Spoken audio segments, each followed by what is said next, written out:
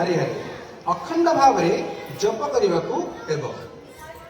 श्री चैतन्य महाप्रभुंकर पदांक अनुसरण करी वृक्ष ठारू अधिक सहनशील तरल इव सहिष्णुना घास ठारू अधिक नम्र होई एवं प्रति बदल निजे सम्मान दाबी नकरी अन्य को सम्मान दे व्यक्ति को निरंतर भावे यही महामंत्र हरे कृष्ण कृष्ण कृष्ण हरे हरे हरे राम राम राम हरे हरे जप करने को हेब। यही प्रकार व्यक्ति सफल भाव में श्रीकृष्ण को स्मरण करी शरीर त्याग करने को सक्षम हेब एवं तद्वारा से परम लक्ष्य को प्राप्त हेब।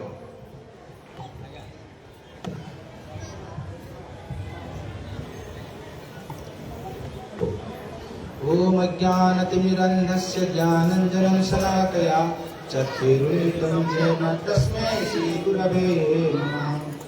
श्रीचैतन्यमनोभीष्टं स्थापितं येन भूतले स्वयं रूप तदा मह्यं ददाति स्वपदान्तिकम्। नमो विष्णुपादाय कृष्णप्रेष्ठाय भूतले श्रीमते भक्तिवेदान्त स्वामिनिति नामिने। नमस्ते सरस्वती देवी गौरवाणी प्रचारिणे विशेष शून्यवादी पाश्चात्य देशकारिणे। नमो महावद्यानाय कृष्ण प्रेम प्रदायते कृष्णाय कृष्ण चैतन्य नामे गौरसे नमो नमः। हे कृष्ण करुणा सिंधु दीनबंधु जगत्पते कांत राधा कांत नमस्ते तत्वकांचन गौरांगी राधे वृंदावनेश्वरी वृषभानुसुते देवी प्रणमामि हरिप्रिये।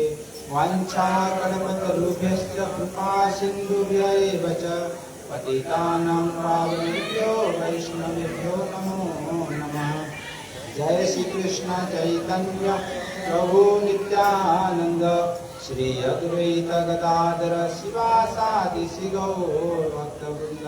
हरे कृष्णा कृष्ण कृष्ण हरे हरे हरे राम राम राम हरे हरे। हरे कृष्णा कृष्ण कृष्ण हरे हरे हरे राम राम हरे हरे। हरे कृष्णा कृष्ण कृष्ण हरे हरे हरे राम राम हरे हरे। हरे कृष्ण। जगद्गुरु श्रील प्रभुपाद की।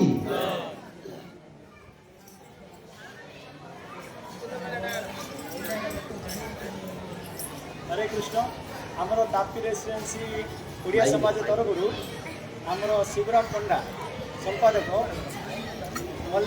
महाराज को माल्यार्पण कर सम्मानित कर मोर आशा।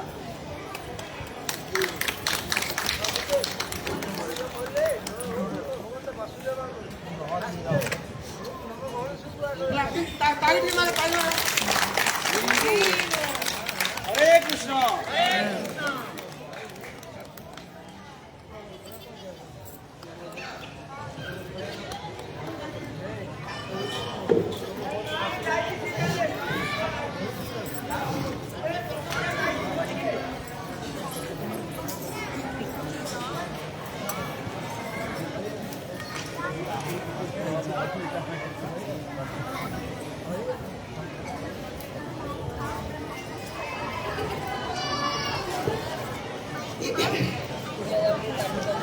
हरे कृष्ण। छोट छोट छुआ मान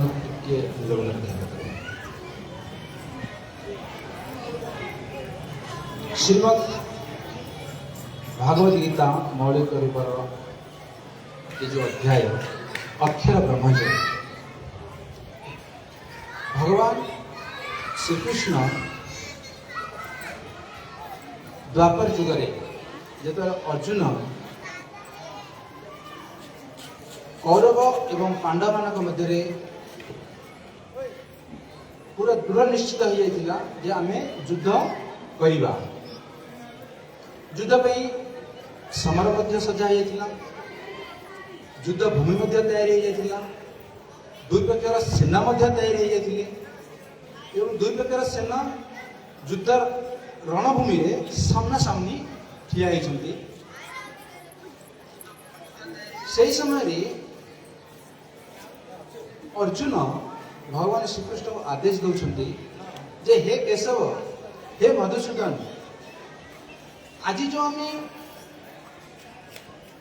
ଦୁଇ ପକ୍ଷର ସେନା କୌରବ ଏବଂ ପାଣ୍ଡବମାନଙ୍କ ଆମ ମଧ୍ୟରେ ଯେଉଁ ଯୁଦ୍ଧ ହେବାକୁ ଯାଉଛି, ଆମେ ଯେ ଆଜି ଏହି ରଣକ୍ଷେତ୍ରରେ ଉପସ୍ଥିତ ହେଇଛୁ, ମୁଁ ଦେଖିବାକୁ ଚାହୁଁଛି ଯେ ମୁଁ କେଉଁମାନଙ୍କ ସହିତ ଯୁଦ୍ଧ କରିବି ଆଉ ମୁଁ କେଉଁ କି ପ୍ରକାର ରଥୀ, ମହାରଥୀ, ଅତିରଥୀ, କାରଣ ମହାଭାରତ ଯୁଦ୍ଧରେ ରଥୀ, ମହାରଥୀ, ଅତିରଥୀ ସମସ୍ତେ ଉପସ୍ଥିତ ଥିଲେ ସେ ରଣଭୂମିରେ। ଆପଣମାନେ ବିଚାର କରନ୍ତୁ, ଆପଣ ଦେଖିବେ ଶ୍ରୀକୃଷ୍ଣ ସିରିୟଲ ଦେଖିଥିବେ, ଅନୁଭବ କରିପାରିବେ। ସେହି ଯୁଦ୍ଧରେ ଅମରବର ପ୍ରାପ୍ତ ହୋଇଥିବା ବ୍ୟକ୍ତି ମଧ୍ୟ ଉପସ୍ଥିତ ଥିଲେ। ମହାଭାରତ ଯୁଦ୍ଧରେ ଅମରବର ପ୍ରାପ୍ତ, ଅମରବର ଅର୍ଥ ଇଚ୍ଛା ମୃତ୍ୟୁ, ଇଚ୍ଛା ମୃତ୍ୟୁ ଯାହା ଅମରବର ତାହା ଯଦି ଆମେ ଦେଖିବାକୁ ଯିବା, ଜଣେ ଯଦି ଇଚ୍ଛା କରିବ ତାହେଲେ ସେ ମରିପାରିବ, ନଚେତ ସେ କେବେ ମରିପାରିବ ନାହିଁ। କେବଳ ସଂସାରରେ ଜଣିଏ ମାତ୍ର ବ୍ୟକ୍ତି ଥିଲେ, ସେ କିଏ? ପିତାମହ ଭୀଷ୍ମ। ତାକୁ ଇଚ୍ଛା ମୃତ୍ୟୁର ବରପ୍ରାପ୍ତ ହେଇଥିଲା। ସେ ଯେତେବେଳେ ଚାହିଁବେ ସେତେବେଳେ ହିଁ ମୃତ୍ୟୁବରଣ କରିବେ, ତାକୁ କେହି ମାରିପାରିବେ ନାହିଁ। ସେହିପରି ଅତି ମହାରଥୀ ମଧ୍ୟ ସେହି ଯୁଦ୍ଧଭୂମିରେ ଉପସ୍ଥିତ ଥିଲେ। କିନ୍ତୁ ଅର୍ଜୁନ ଯୋଉ ମୋହଗ୍ରସ୍ତ ହେଲେ, ଯୋଉ ଚିନ୍ତାରେ ପଡ଼ିଲେ ଯେ ମୁଁ କାହା ସହିତ ଯୁଦ୍ଧ କରିବି, ଯେତେବେଳେ ସେ ଦେଖିବା ପାଇଁ ଚେଷ୍ଟା କଲେ, ସେ ଭଗବାନଙ୍କୁ କହୁଛନ୍ତି ଯେ ହେ କେଶବ, ମୋ ରଥକୁ ଦୁଇ ସୈନ୍ୟର ମଧ୍ୟ ଭାଗରେ ନେଇ ଉପସ୍ଥିତ କର ବା ରଖ, ମୁଁ ଦେଖିବାକୁ ଚାହୁଁଛି ଅପର ପକ୍ଷରେ ମୁଁ କାହା ସହିତ ଯୁଦ୍ଧ କରିବି। ତ ଭଗବାନ ରଥକୁ ନେଇ ଦୁଇ ସେନାର ମଧ୍ୟ ଭାଗରେ ରଖିଛନ୍ତି। ଅର୍ଜୁନ ରଥରେ ଦେଖୁଛନ୍ତି ଯେ ପିତାମହ ଭୀଷ୍ମ, ଗୁରୁ ଦ୍ରୋଣାଚାର୍ଯ୍ୟ, କୁଳଗୁରୁ କୃପାଚାର୍ଯ୍ୟ, ଭାଇ ଦୁର୍ଯ୍ୟୋଧନ, ଦୁଃଶାସନ, ମାମୁଁ, ଏ ପ୍ରକାର ବିଭିନ୍ନ ପ୍ରକାର ତାର ଆତ୍ମୀୟ ସ୍ୱଜନ ମାନେ ସେଠାରେ ଉପସ୍ଥିତ ଅଛନ୍ତି। ତ ଅର୍ଜୁନ କହୁଛନ୍ତି ଯେ ମୁଁ ଯଦି ବଦ୍ଧ କରିବି ଏମାନଙ୍କୁ, ମୁଁ ଲାଭଟା କ'ଣ ପାଇବି? ଆତ୍ମୀୟମାନଙ୍କୁ ଯଦି ବଦ୍ଧ କରିବି, ମୁଁ ଲାଭଟା କ'ଣ ପାଇବି? ଯଦି ଏମାନଙ୍କୁ ବଦ୍ଧ କରି ମୁଁ ରାଜ୍ୟ ଉପଭୋଗ କରିବି, ସେ ରାଜ୍ୟ ମୋର କୋଉ କାର୍ଯ୍ୟକୁ ଲାଗିବ? ସେ ରାଜ୍ୟ ମୋର ଦରକାର ନାହିଁ। ଭାଇ ଭାଇ ଭିତରେ ଲଢ଼େଇବା ଦରକାର ନାହିଁ ମୋତେ। ତ ଅର୍ଜୁନ ଚିନ୍ତାଗ୍ରସ୍ତ, ମୋହଗ୍ରସ୍ତ ହେଇଯାଇଛି। କିନ୍ତୁ ପ୍ରକୃତ ପକ୍ଷେ ଅର୍ଜୁନ ମୋହଗ୍ରସ୍ତ ହେବାର କାରଣ ହେଉଛି ଯେ ଭଗବାନ ଜାଣିଥିଲେ ଦ୍ୱାପର ଯୁଗର ସରିବା ପରେ କଳିଯୁଗର ଯେଉଁ ମନୁଷ୍ୟମାନେ, ମାନେ ଆମମାନେ ଯେଉଁ ଆସିବା, ଏଇ ଗୀତା ଉପଦେଶ ଆମମାନଙ୍କ ପାଇଁ ପ୍ରଯୁଜ୍ୟ, ପ୍ରକୃତ ପକ୍ଷେ ଆମମାନଙ୍କ ପାଇଁ ଯୋଗ୍ୟ। ଅର୍ଜୁନ ତା ପୂର୍ବରୁ ଜାଣିଥିଲେ ଯେ ଯୁଦ୍ଧ ହବ, ଯୁଦ୍ଧରେ ଆମେ ହିଁ ବିଜୟୀ ହବୁ, ଆଉ ଆମକୁ କିଏ ହରାଇବାର ନାହିଁ। କାରଣ ଯାହା ପାଖରେ ଭଗବାନ ଅଛନ୍ତି, ଯାହା ପାଖରେ, ତାକୁ ହରାଇବା ବାଲା ସଂସାରରେ କେହି ନାହାନ୍ତି। ଆଉ ପିତାମହ ଭୀଷ୍ମ ବି ଜାଣିଥିଲେ ଯୋଉ ପାଖରେ ଭଗବାନ ଅଛନ୍ତି, ସେ ପାଖରେ ମୋର ଇଚ୍ଛା ମୃତ୍ୟୁର ଯୋଉ ବରଦାନ ମଧ୍ୟ କିଛି କାମ ଆସିବ ନାହିଁ। ଭଗବାନ ସାମ୍ନାରେ କୌଣସି ପ୍ରକାର ବରଦାନ କାମ ଦିଏନି, ଜାଣିଥିଲେ ସମସ୍ତେ। ତଥାପି ଅର୍ଜୁନ ଆମର ଏଇ କଳିଯୁଗର ମନୁଷ୍ୟମାନଙ୍କ ପାଇଁ ଭଗବାନଙ୍କ ନିର୍ଦ୍ଦେଶ କ୍ରମେ ଅର୍ଜୁନକୁ ମାଧ୍ୟମ ରଖି ଏ ଗୀତାର ଜ୍ଞାନ ଉପଦେଶ ଦେଇଥିଲେ। ତ ଭଗବାନ ବହୁତ ସଂଖ୍ୟା ଯୋଗ, ଭକ୍ତି ଯୋଗ, ଜ୍ଞାନ ଯୋଗ, ଅକ୍ଷର ବ୍ରହ୍ମ ଯୋଗ, ଏବାର 18 ଅଧ୍ୟାୟ ଅଛି ଶ୍ରୀମଦ୍ ଭାଗବତ ଗୀତାରେ, 18 ଅଧ୍ୟାୟ। ସେ ଭିତରୁ ଯେତେବେଳେ ଅକ୍ଷର ବ୍ରହ୍ମ ଯୋଗ ଆସୁଛି, ତ ଭଗବାନ ସେଇ ଅଧ୍ୟାୟରେ ଶ୍ଲୋକ ସଂଖ୍ୟା 5ରେ କହୁଛନ୍ତି ଯେ ହେ ଅର୍ଜୁନ, ତମେ ଚିନ୍ତା କରୁଛ କି ଏମାନେ ସବୁ ତମର, କିନ୍ତୁ ତମେ ଜାଣିନ ଏମାନେ କେତେଥର ମୃତ୍ୟୁ ବରଣ କରି କେତେଥର ଜନ୍ମ ଲାଭ କରିଛନ୍ତି। ଆଉ ଯଦି ପ୍ରକୃତ କି ମନୁଷ୍ୟ ଯଦି ମୋର ଧାମକୁ ପ୍ରାପ୍ତ ହେବାକୁ ଚାହୁଁଛି, ମତେ କିଛି ପ୍ରାପ୍ତ ହେବାକୁ ଚାହୁଁଛି, ତ ହେ ଅର୍ଜୁନ, ତମେ ଏ ଧ୍ୟାନ ଦିଅ, ଅନ୍ତଃ କାଳେ ଚ ମାମେବ। ଅନ୍ତଃ କାଳ ଅର୍ଥ ଯେ ଏ ସଂସାରରେ ଯଦି ନିରାଟ ସତ୍ୟ ବୋଲେ କୋଉ ଜିନିଷଟା ଆପଣ ଜାଣିଥିବେ ନା? ନିରାଟ ସତ୍ୟ ମାନେ କୋଉ ଜିନିଷ? ମୂର୍ତ୍ତି। ନିରାଟ ସତ୍ୟ କାହାକୁ କିଏ ବିଶ୍ୱାସ କରୁ କିମ୍ବା କିଏ ବିଶ୍ୱାସ ନ କରୁ, ମୃତ୍ୟୁ ସମସ୍ତଙ୍କୁ ଆସିବ ନିଶ୍ଚିତ ଭାବେ। ଆଜି ଯଦି କେହି ମରିଛି କାଲିକି ଆମେ ବି ମୃତ୍ୟୁବରଣ କରିବା। ଆମେ କେହି କହିପାରିବାନି କି ଆମେ ଅମର ବର ପାଇଛନ୍ତି ବୋଲି, କିନ୍ତୁ ଆମେ ଭାବୁଛନ୍ତି ଆଜି ସେ ପଳେଇଗଲା, ବଡ଼ ଦୁର୍ଭାଗ୍ୟ ହେଲା, ସେ ଲୋକଟା ଭଲ ଥିଲା। ଆରେ ଭାଇ ସିଏ ଠିକ ଥିଲା, ଭଲ ଥିଲା କି ଖରାପ ଥିଲା, ସିଏ ତ ମୃତ୍ୟୁବରଣ କଲା। କିନ୍ତୁ ଆମେ ବି ପ୍ରସ୍ତୁତ ରହିବାକୁ ପଡ଼ିବ କି ଆମେ ବି କାଲିକି ଆଜିକି କେଉଁ ସମୟରେ ଆମର ବି ମୃତ୍ୟୁ ଆସିଯିବ, କିନ୍ତୁ ଆମେ କେହି ମୃତ୍ୟୁ ପାଇଁ ପ୍ରସ୍ତୁତ ହେଇ ନାହାନ୍ତି। କୁହନ୍ତୁ ଆମେ ଏତେ ଜଣ ଅଛନ୍ତି ଉପସ୍ଥିତ ଏଠି, କେହି ଜଣେ କୁହନ୍ତୁ ଯେ ମୋର କାଲିକି ମୃତ୍ୟୁ ହେବ, ମୁଁ ତା ପାଇଁ ପ୍ରସ୍ତୁତ ହେଇକି ଅଛି। କେହି ଅଛନ୍ତି ଏଠି ଅଛନ୍ତି କି ଜଣେ ହାତ ଦେଖ କି ହଁ ମୁଁ ମୃତ୍ୟୁ ପାଇଁ ପ୍ରସ୍ତୁତ ଅଛି। କେହି ବି ଆମେ ମୃତ୍ୟୁ ପାଇଁ ପ୍ରସ୍ତୁତ ନୁହନ୍ତି। କାହିଁକି ନା ଆମେ ଭାବୁଛନ୍ତି କ'ଣ ଆମର ମୃତ୍ୟୁ ହବନି। ଆମେ ଜାଣିଛନ୍ତି ଆମର ମୃତ୍ୟୁ ହବ, କିନ୍ତୁ ଆମ ମନରେ ଭାବୁଛନ୍ତି ହଁ ସିଏ ତ ମଲା, ସିଏ କ'ଣ ଧରି ଯଦି କିଏ ଗୋଟେ କୌଣସି ବସ୍ତା କିଛି ଭୁଲରେ ସେ ମୃତ୍ୟୁବରଣ କରିଦେଲା, ତ ଆମ ସମାଜ ତାକୁ ଏତେ ଆକ୍ଷେପ କରି କହେ ସେ ଖରାପ କାମ କରିଥିଲା ତେଣୁକରି ସେ ଦୌଡ଼ି ଦେଇ ମଲା, କି ଖରାପ କାମ କରିଥିଲା କିଛି ବିଷ ଖାଇକିରି ମଲା। କିନ୍ତୁ ଜାଣି ରଖିବା ଦରକାର, ଯଦି କେହି ଜଣେ ବିଷ ଖାଇକିରି ମରେ କିମ୍ବା ରସି ଲଗେଇ ମରେ କିମ୍ବା ଯେକୌଣସି ମରେ, ଯଦି ପୂର୍ବଜନ୍ମର କର୍ମଫଳ ଅନୁସାରେ ତାର ଯଦି ଥାଏ ତାହେଲେ ସିଏ ବିଷ ଖାଏ କି ରସି ଲଗାଏ। କିନ୍ତୁ ଯେଉଁଟା ନର୍ମାଲ ମୃତ୍ୟୁବରଣ ହେଉଛି ତାର ଭଗବାନଙ୍କର ନିୟମ ଅନୁସାରେ କର୍ମଫଳ ଅନୁସାରେ ତାର ମୃତ୍ୟୁବରଣ ହୁଏ। ତ ଏଠି ଭଗବାନ ଅର୍ଜୁନଙ୍କୁ କହୁଛନ୍ତି ଅନ୍ତ କାଳେ ଚ ମାମେବ ସ୍ୱରେଣ ମୁକ୍ତ କଲେବର ଜ ପ୍ରୟାତି ସମଦ ଭାବಂ याति नास्यत संशय। ଯେ ହେ ଅର୍ଜୁନ, ଯେଉଁ ବ୍ୟକ୍ତି ମୃତ୍ୟୁ ସମୟରେ କେବଳ ମୋର ଚିନ୍ତା କରେ, ମୋର ସ୍ମରଣ କରେ ବା ମୋର ଚିନ୍ତା କରି ବା ମୋର ସ୍ମରଣ କରିକି ଏ ଶରୀରକୁ ତ୍ୟାଗ କରେ, ସେ ସାଙ୍ଗେ ସାଙ୍ଗେ ମୋର ପ୍ରକୃତିକୁ ପ୍ରାପ୍ତ ହୁଏ। ଏଠି ଭଗବାନ କଣ କହୁଛନ୍ତି ଅର୍ଜୁନକୁ ଯେ ଗୋଟେ ବ୍ୟକ୍ତି ମୃତ୍ୟୁ ଶଯ୍ୟାରେ ଶୋଇଛି, ଗୋଟେ ବ୍ୟକ୍ତି ଯଦି ମୃତ୍ୟୁ ଶଯ୍ୟାରେ ଶୋଇଥିବ ତାର ଚିନ୍ତା କଣ ଆସିବା ଦରକାର? ଆସିବା କଥା ପରେ ଅଛି।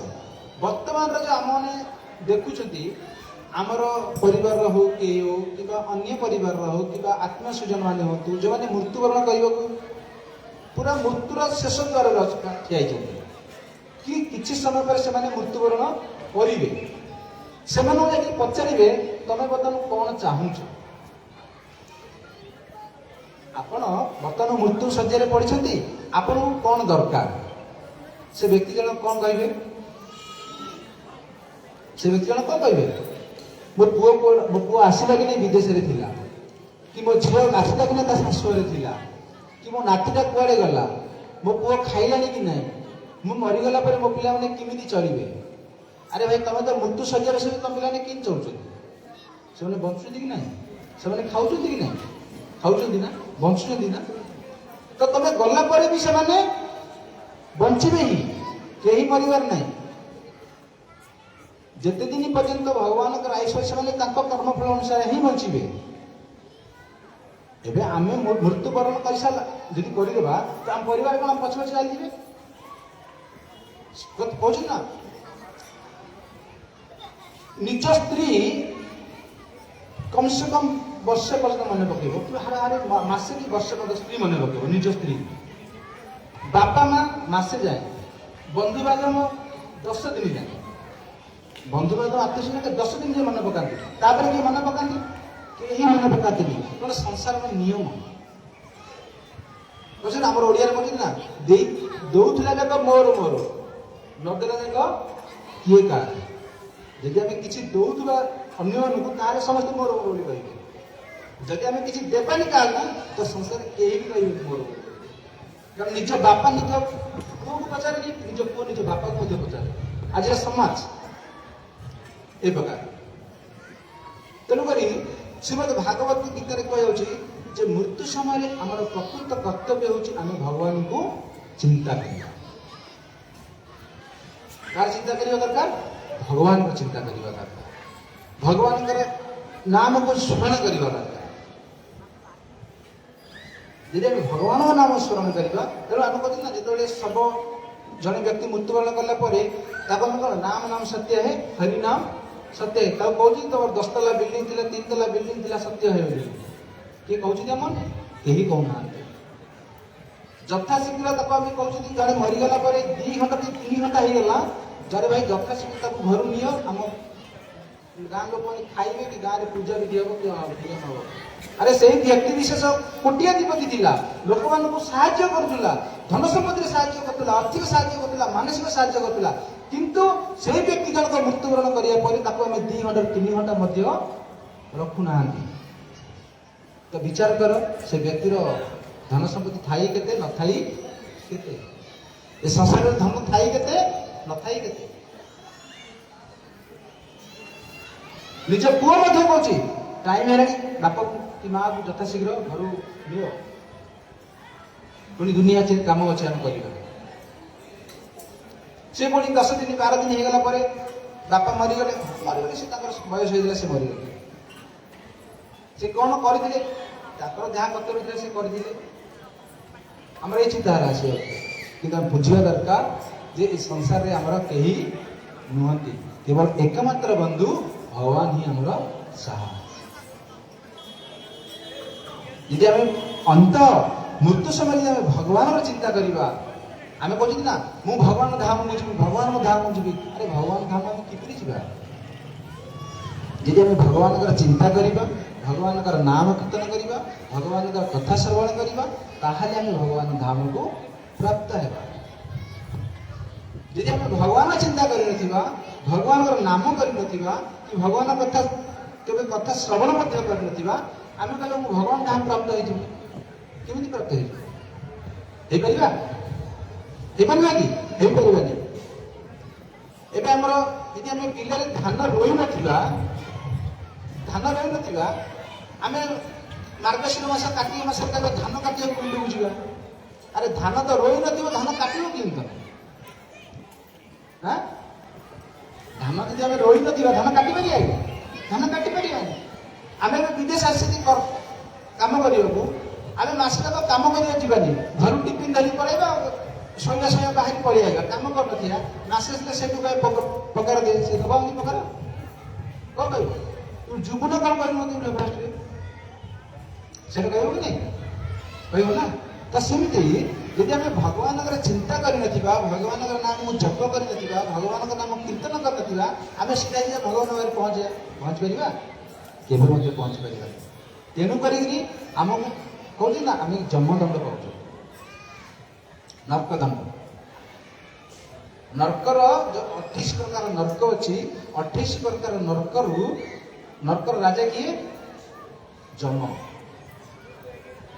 जम होती नर्कर राजा जी देवता मान राजा किए इंद्र देवता मान राजा किए इंद्र और नर्कर राजा किए जम आम कहते ना जिते व्यक्ति मृत्युवरण करे प्रथम से जाए जमदर चित्रगुप्त देखे से व्यक्ति जनक केते पाप करते पुण्य करते से अनुसार दंड दि जाए जो मैंने मद माछ मांस मैंने खाई से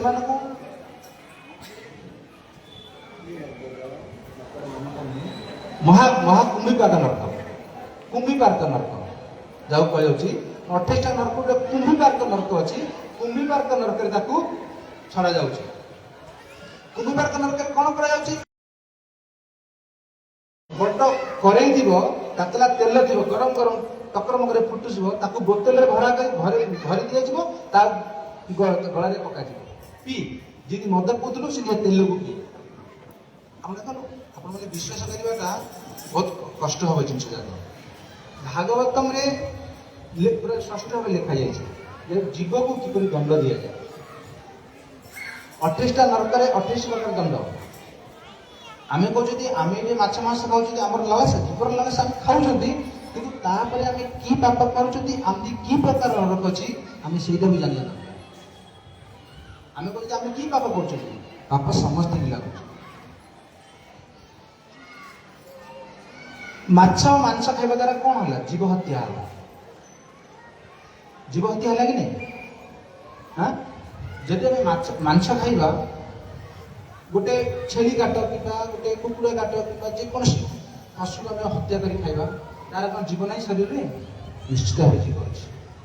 ସିଏ ବି ଗୋଟେ ଜୀବ।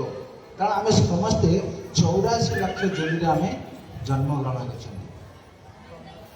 84 ଲକ୍ଷରୁ 80 ଲକ୍ଷ ହେଲେ ପଶୁ, ପକ୍ଷୀ, କୀଟ, ପତଙ୍ଗ, ଗଛ, ବୃକ୍ଷ, ମାଛ, ବେଙ୍ଗ, କଇଁଚ, କୀଟ, ଯେଉଁ ଛୋଟ ଛୋଟ ପିମ୍ପୁଡ଼ି, କୀଟ, ଜୁଳୁଜୁଳିଆ ପୋକ ମଧ୍ୟ ସେ ଭିତରେ ଆସୁଛନ୍ତି। 80 ଲକ୍ଷ ଜନ୍ମ ଓଡ଼ିଶା ସମସ୍ତେ ଆସିଗଲେ। ଆଉ ଯେଉଁ 4 ଲକ୍ଷ ରହିଲା ସିଏ ମନୁଷ୍ୟ ଜନ୍ମ। 4 ଲକ୍ଷରୁ ଆମେ 4 ଭାଗରେ ଅଛନ୍ତି, ବ୍ରାହ୍ମଣ, କ୍ଷତ୍ରିୟ, ବୈଶ୍ୟ ଆଉ ଶୂଦ୍ର। ଏଇ 4 ଲକ୍ଷ ଜନ୍ମ। କିନ୍ତୁ 80 ଲକ୍ଷ ଯୋନିରେ ଆମେ ପରିଭ୍ରମଣ କରିସାରିଲା ପରେ ଆମକୁ ମନୁଷ୍ୟ ଜନ୍ମ ମିଳେ। ଆମମାନେ ଯେଉଁ ଜନ୍ମ ହେଇଛନ୍ତି ମନୁଷ୍ୟ ଜନ୍ମ ଡାଇରେକ୍ଟ ପ୍ରାପ୍ତ ହେଇଯାଇନି।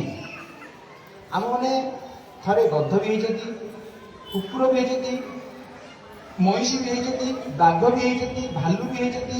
ଏଇ ଯେଉଁ ଆମର ଦେବି ନା ଗଛ ବୃକ୍ଷ, ଏଇ ଗଛ ମଧ୍ୟ ଜନ୍ମ ଆମେ ପାଇଛନ୍ତି।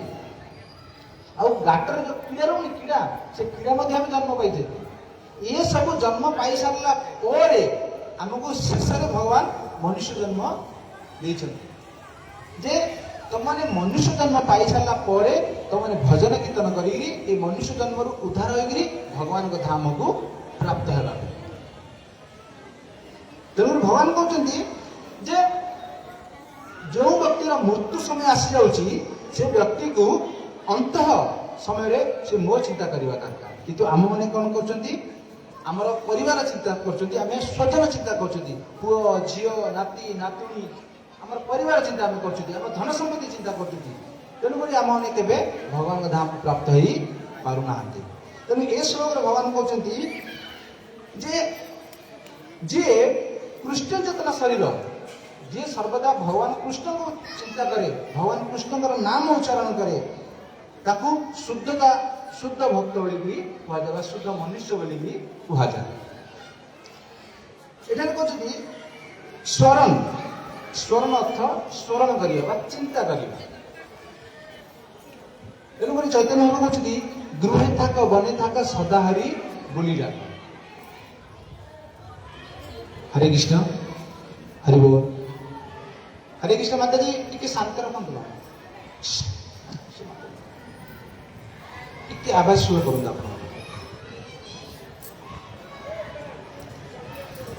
ତ ସ୍ମରଣର ଅର୍ଥ ହେଲା ଆମେ ସ୍ମରଣ କରିବା ବା ଚିନ୍ତା କରିବା। ଆମେ କାହା ଚିନ୍ତା କରିବା ଦରକାର? ଅନ୍ତଃ କାଳରେ ଆମେ ଚିନ୍ତା କରିବା ଦରକାର ଭଗବାନଙ୍କର, ରାଧା ଗୋବିନ୍ଦଙ୍କର, ରାଧା ମାଧବଙ୍କର, ଭଗବାନ ଶ୍ରୀକୃଷ୍ଣଙ୍କର। ଯଦି ଆମେ ଚିନ୍ତା କରିବା ତାହେଲେ ଭଗବାନ ଧାମକୁ ଆମେ ପ୍ରାପ୍ତ ହେବା। ତେଣୁ କହୁଛି ଏ ଭକ୍ତି ଯୋଗ ମାର୍ଗରେ ସେବାରତ ହୋଇ କୃଷ୍ଣ ଚେତନାକୁ, କୃଷ୍ଣ ଭାବନାକୁ ଅଭ୍ୟାସ କରିବା ଦରକାର। ଯେ ଭକ୍ତି ଯୋଗ ମାର୍ଗରେ ସେବାରତ ଏ ଜୀବାତ୍ମା ପକ୍ଷରେ ଯେ ଭଗବାନଙ୍କର ହରେ କୃଷ୍ଣ ମହାମନ୍ତ୍ର ହେଉଛି ଶୁଦ୍ଧ। ସବୁ ମନ୍ତ୍ରରୁ ଶ୍ରେଷ୍ଠ ମନ୍ତ୍ର ହେଉଛି କ'ଣ? ହରେ କୃଷ୍ଣ ମହାମନ୍ତ୍ର। ଓଡ଼ିଶା ଆଉ ବଙ୍ଗାଳ ଏ ଦୁଇଟା ରାଜ୍ୟ ଜାଣିଛନ୍ତି ଯେ ମହାମନ୍ତ୍ରର ମହତ୍ଵ କ'ଣ, ବିଶେଷତା ଅଛି।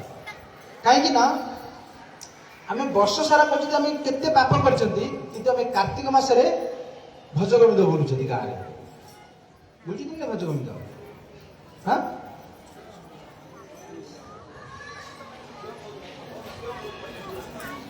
ହିନ୍ଦୀ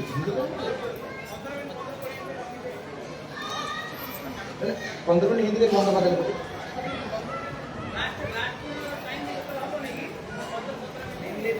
ଆମର ଲାଷ୍ଟ 10ଟା ରଖିବା।